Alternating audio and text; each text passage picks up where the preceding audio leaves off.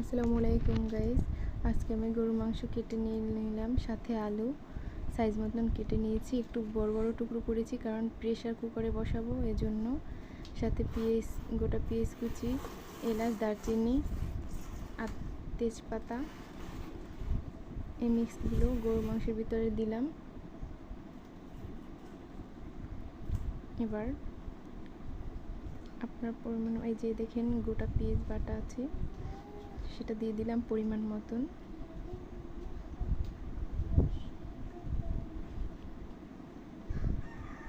এখানে রসুন ব্লেন্ড করা, আদা ব্লেন্ড করা। এখন আমি রসুন নিলাম, পরিমাণ মতন রসুন দিয়ে দিলাম।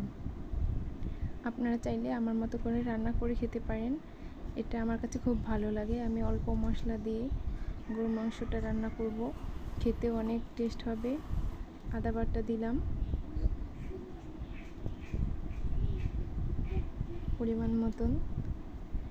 আপনাদের গোশ অনুযায়ী আপনারা এটা দিতে পারেন, মশলা মাংসের উপর ডিপেন্ড করে।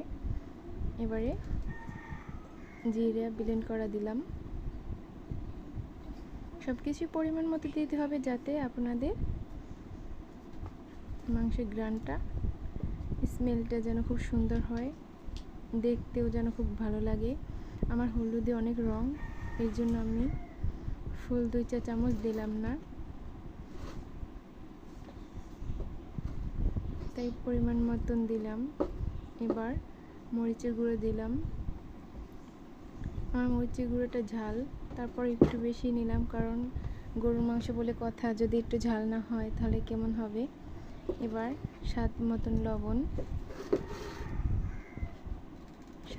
লবণ দিয়ে দিলাম।